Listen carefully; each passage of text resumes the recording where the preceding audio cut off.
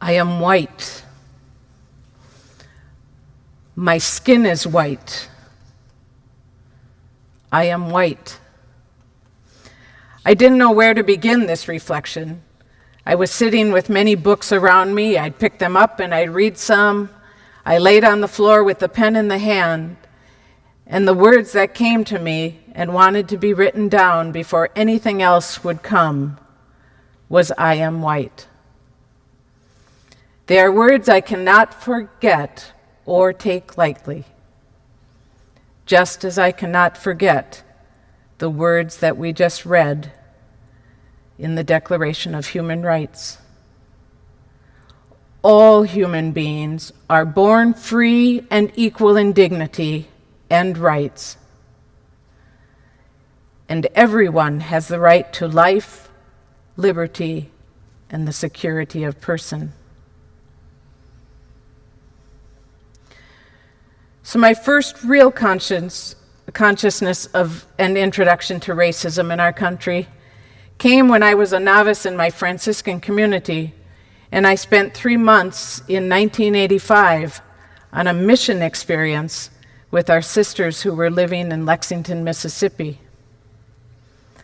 Part of my work during that time was taking a census for a lawsuit they were a part of with other Black leaders in the community that was challenging the newly drawn boundaries of the city property by the white mayor. In one direction, the city limits extended out 5 miles to include the white large housing developments. In another direction, the city boundary ended a 1/4 of a mile out where the Black people lived. It meant, and I saw it carried out, that if there was a fire in the Black community, being outside of the city limits, the fire trucks did not need to respond. But if someone's house caught on fire 5 miles out in the white community, the trucks would roar to put it out. I saw and I learned a lot in those 3 months, getting a little glimpse at the power inherent in the color of my white skin. For the next 12 years, my life and learning were amidst Hispanic people, both in inner city Chicago and in Nicaragua.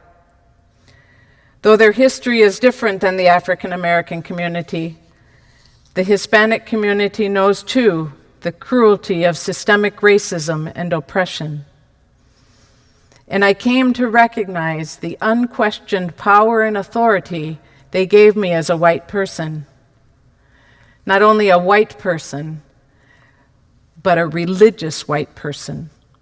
I was part of an institution that they were well conditioned to be submissive to give over their own authority to.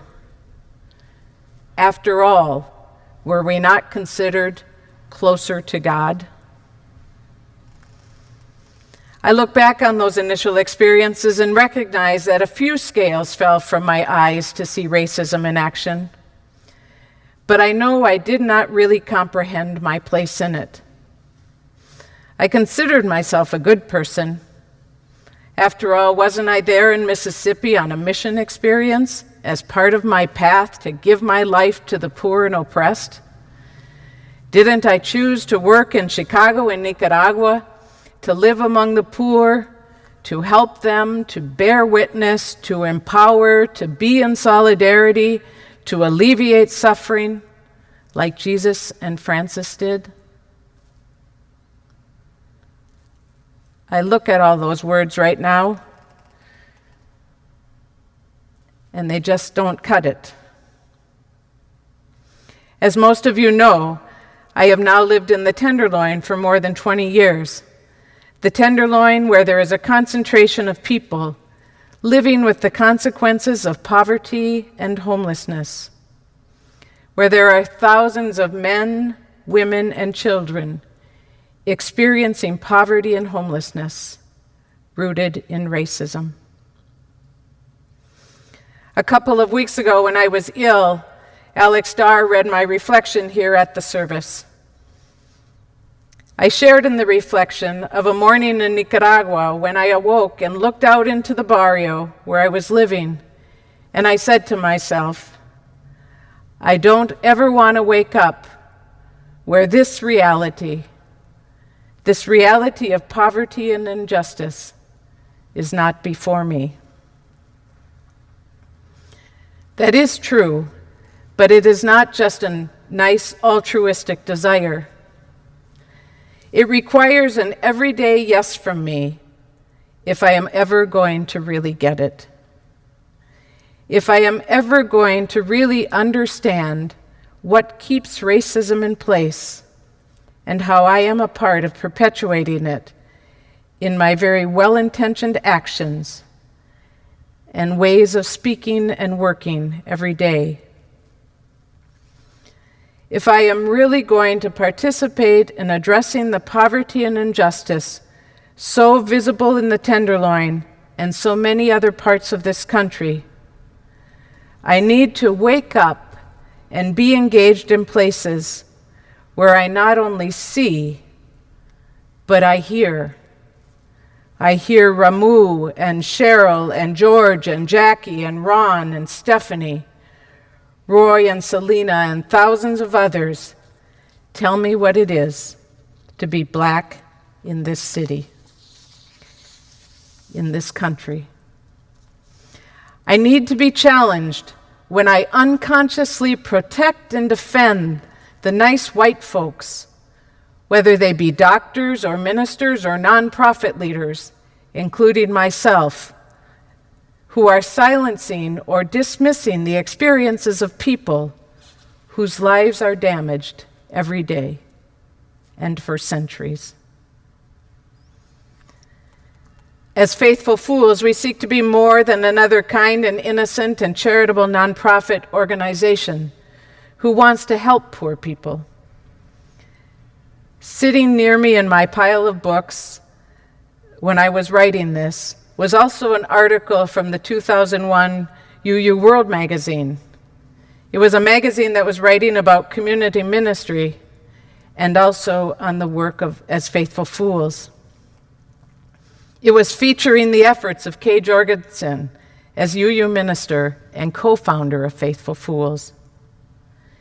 In the article, Reverend Dr. Paul Razor, a UU theologian, speaks of how our work reminded him of the Unitarian urban social ministries that go back to Joseph Tuckerman's work in the streets of Boston in the early 19th century.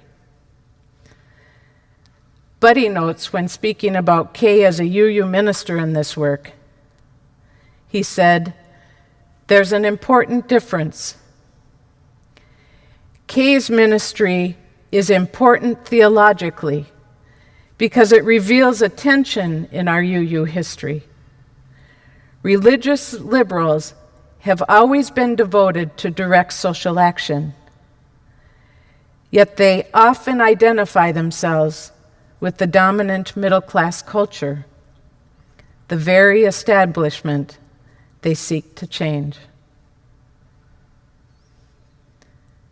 Is that not the tension for many of us as predominantly white-led religious institutions and nonprofits, many families and individuals? There is no getting around it that we have work to do, and the work is now. If we truly believe and are committed to constructing that world where all human beings are born free and equal in dignity and rights, and where everyone has the right to life, liberty, and security of person.